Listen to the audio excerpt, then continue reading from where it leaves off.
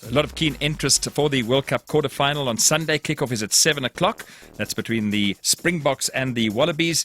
The Wallabies have announced their team. It's a very strong team. Number 15, Kurtley Beale, wing Digby Ione, and inside centre Pat McCabe, all back in the mix. All of them had injuries. It's 3 of 7 changes to the side that beat Russia in their recent final Pool C match last week.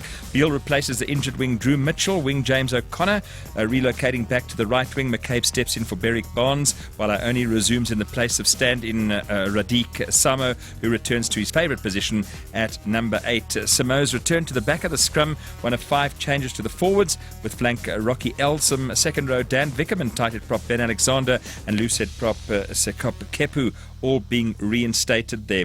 One thing's for sure, it's going to be a big battle of the breakdown, and South Africa will need to put in a huge clinical effort as well. Their 5 from 6 win record aside, the Wallabies have given the Boks a lot of trouble at the breakdown, particularly in the recent Tri-Nations tests. Good news is that the sun is out. It's going to be quite a warm day, no rain expected.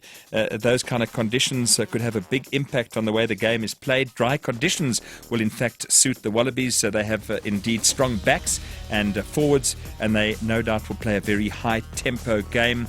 The Wallabies will provide big opposition at the set phase as well. As far as the Springboks are concerned, they beat Namibia and Fiji, Wales in their opening match. But against Wales and Samoa, their attack certainly wasn't up to scratch, and that particular area is a very important area. But if you look at territorial advantage, important areas as far as the Springboks are concerned, where they have one-upmanship in territory, 19.9 minutes on average. Time spent in the opposition's 22, 6.5 minutes on average. And also the top-ranked team for tackles broken in the opposition's 22 metres. This is where they'll dominate. On attack, Australia play through less phases than the Springboks, and they'll continue to go on like that, so getting the ball to the backs as quickly as possible. Morne Steyn likely to put in a lot of punt up and unders as well when he's in his own half. The Springboks will look to pressure the kick receiver and force a lot of penalties as well.